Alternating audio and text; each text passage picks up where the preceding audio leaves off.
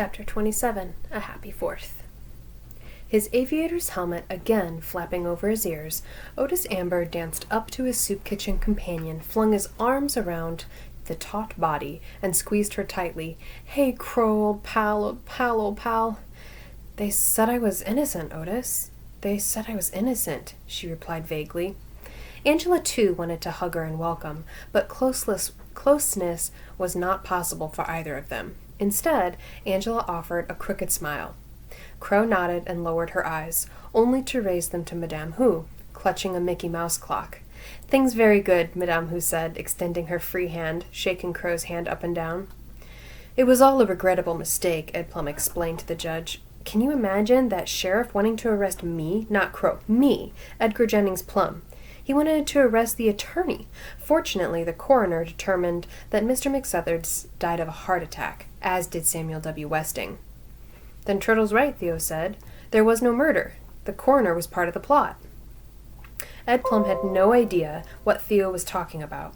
Masking his ignorance for arrogance, he continued, "I had my suspicions about this entire affair from the start.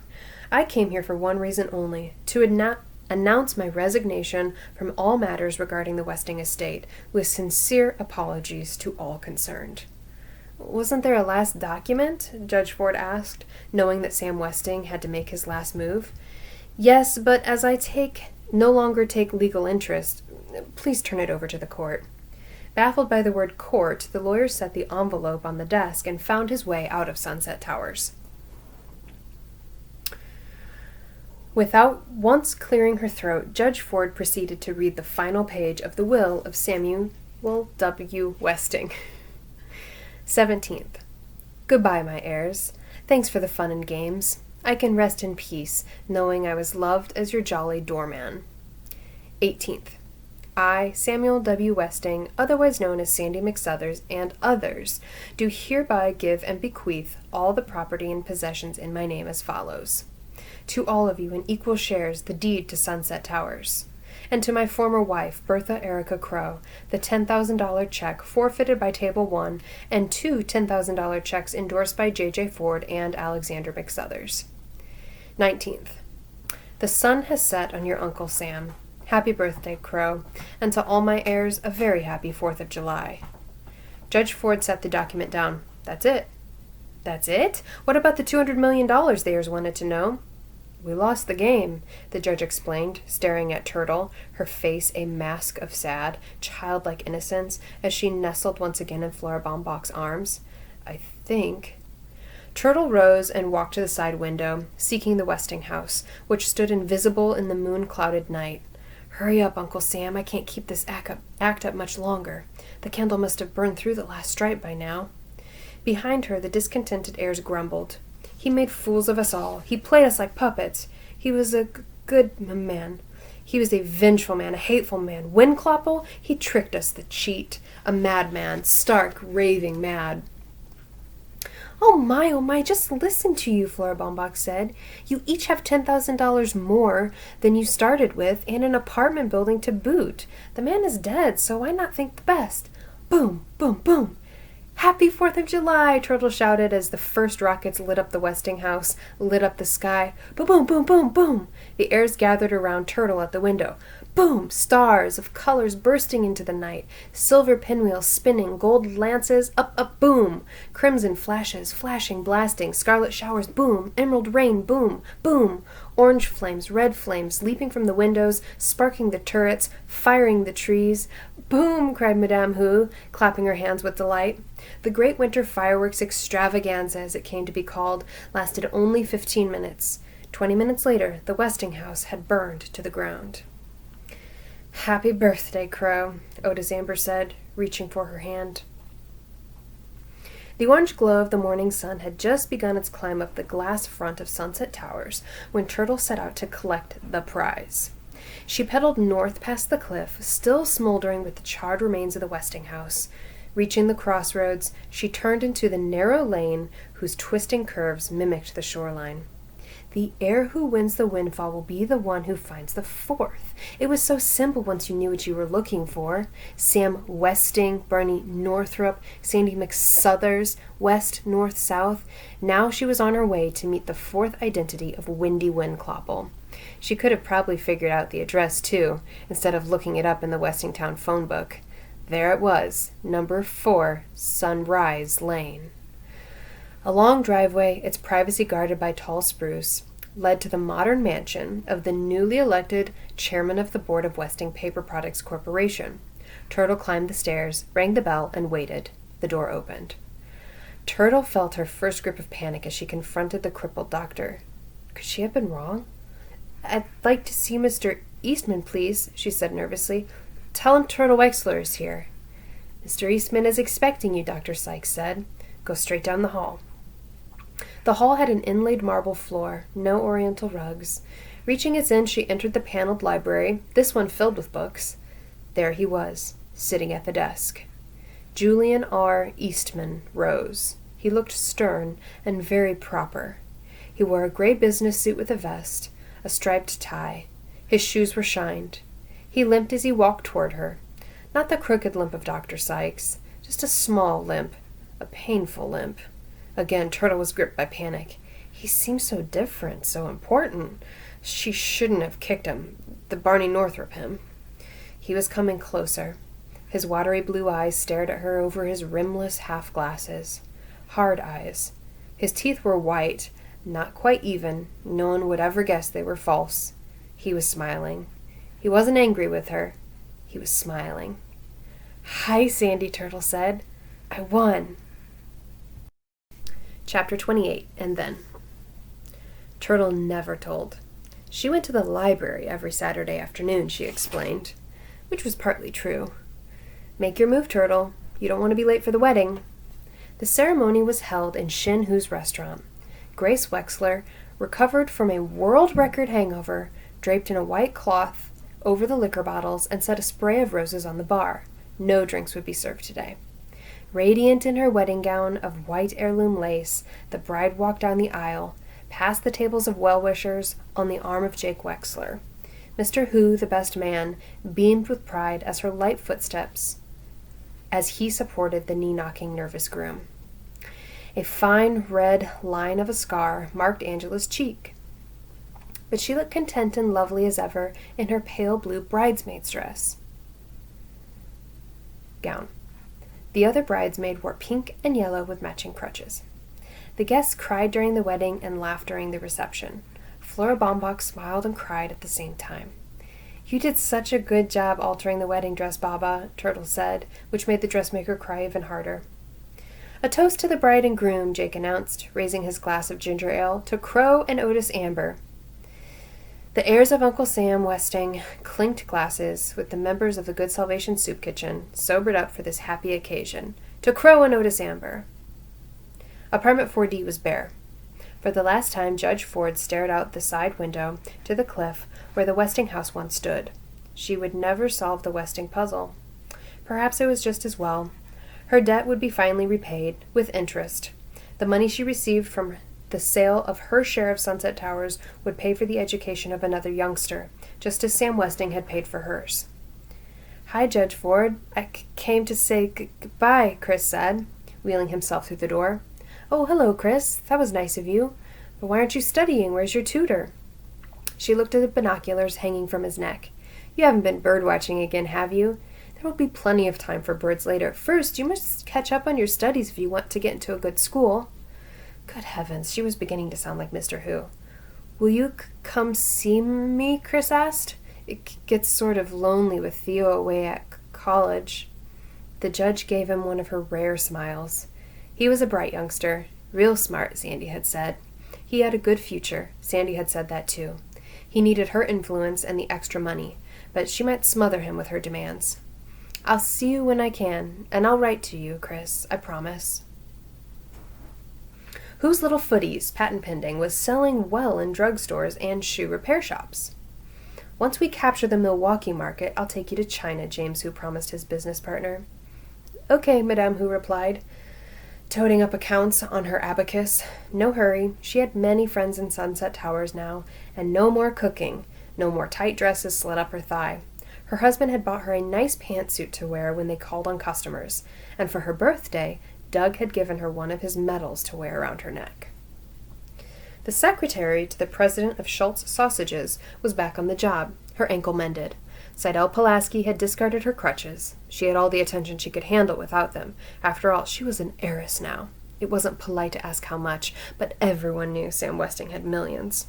Of course, she could retire to Florida, she said, but what would poor Mr. Schultz do without her?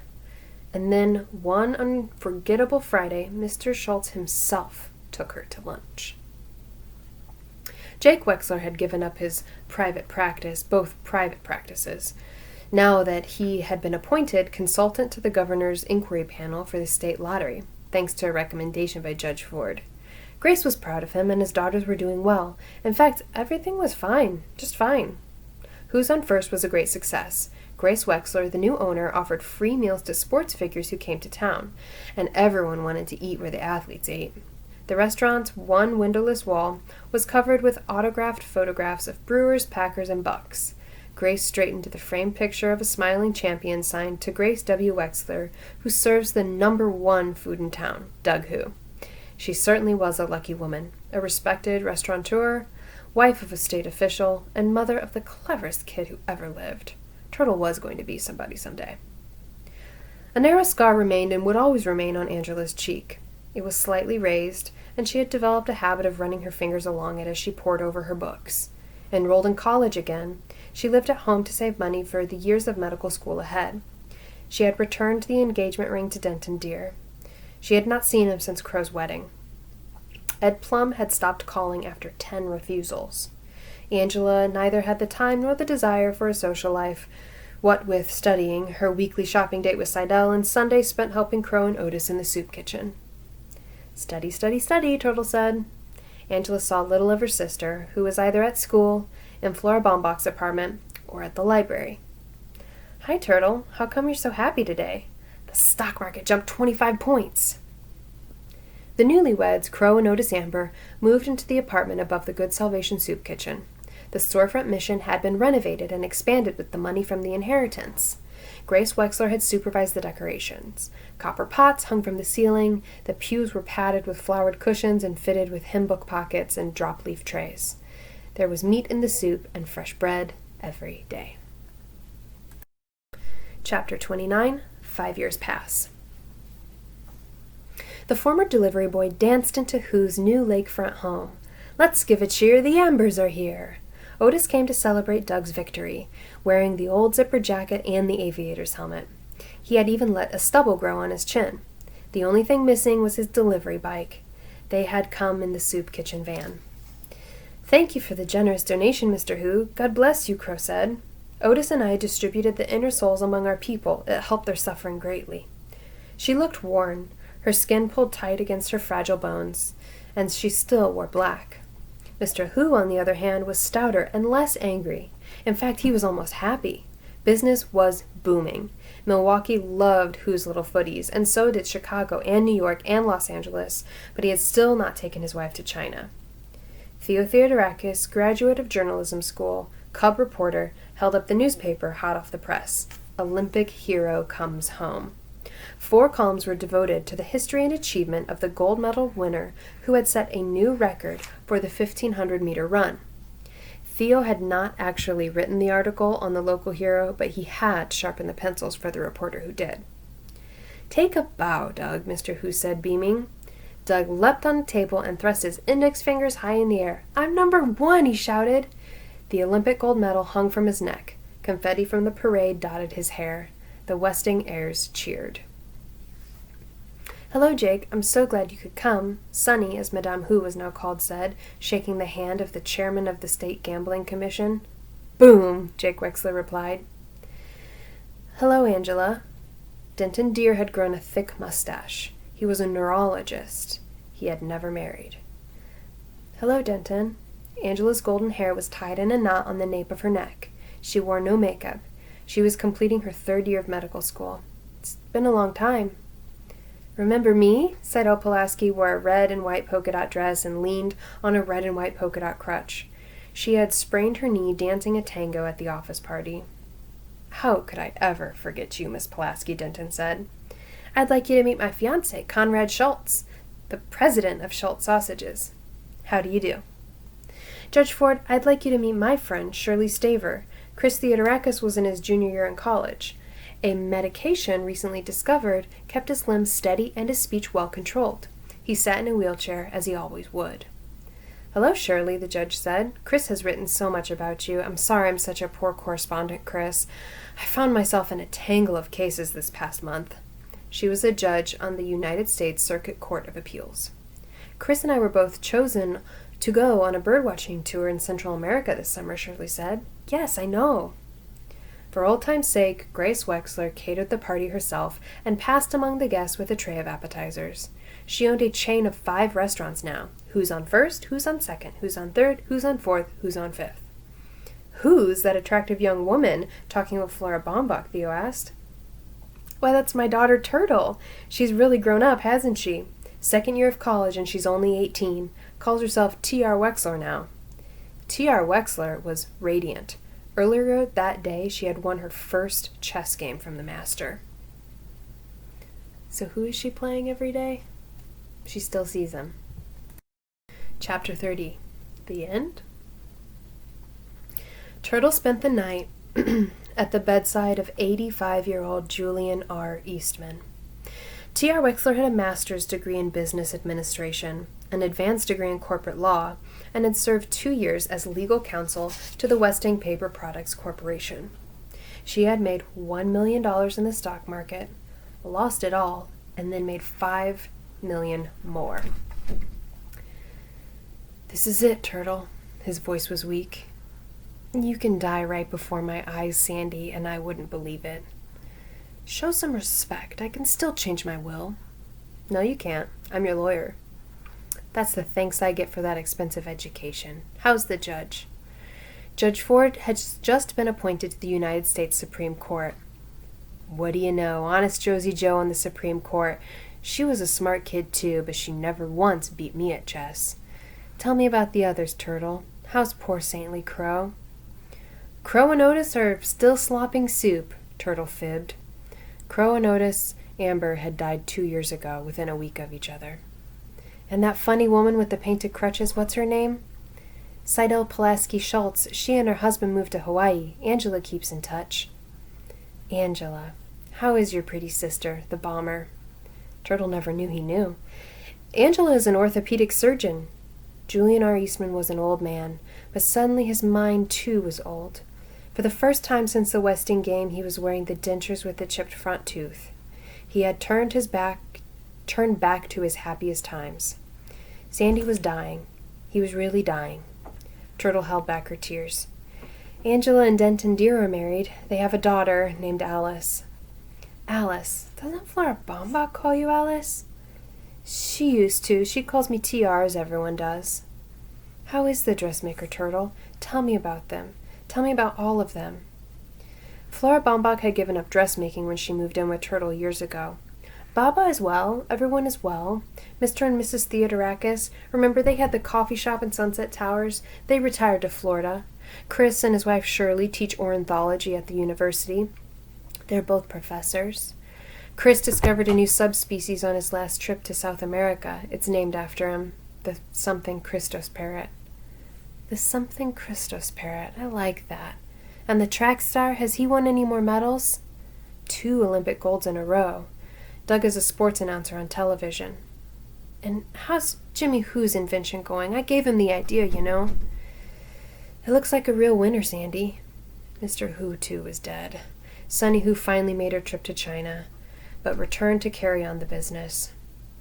And tell me about my niece, Gracie Winclopple. Does she still think she's a decorator? Mom went into the restaurant business. She has a chain of 10.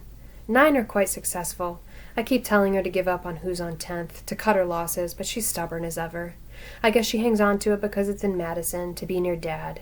He's now the state crime commissioner. He's well qualified for the job. And your husband? How's his writing coming along? He had remembered. Theo's doing fine. The first novel sold about 6 copies, but it got great reviews. He's just about finished with his second book. And when are you two going to have children? Someday. Turtle and Theo had decided against having children because of the possibility of inheriting Chris's disease. If it's a boy, we'll name him Sandy. And if it's a girl, well, I guess we can name her Sandy too. The old man's voice was barely audible now. Did you say Angela had a little girl? Yes, Alice. She's 10 years old. Is she pretty like her mother? I'm afraid not. She looks a lot like you and me. Turtle? Yes, Sandy. Turtle? I'm right here, Sandy. She took his hand. Turtle, tell Crow to pray for me. His hand turned cold. Not smooth, not waxy, just very, very cold. Turtle turned to the window. The sun was rising out of the Lake Michigan. It was tomorrow. It was the 4th of July. Julian R. Eastman was dead, and with him died Wendy Winclopple, Samuel W. Westing, Barney Northrup, and Sandy McSuthers. And with him died a little of Turtle. No one, not even Theo, knew her secret. T.R. Wexler was understandably sad over the death of the chairman of the board of Westing Paper Products Corporation. She had been his legal advisor. She would inherit his stock and serve as the director of the company until the day she too would be elected chairman of the board. Veiled in black, she hurried from the funeral services. It was Saturday and she had an important engagement. Angela brought her daughter Alice to the Wexler Theodorakis mansion to spend Saturday afternoons with her aunt. There she was, waiting for her in the library. Baba had tied red ribbons in one long pigtail down her back. Hi there, Alice, T.R. Wexler said. Ready for a game of chess? The end.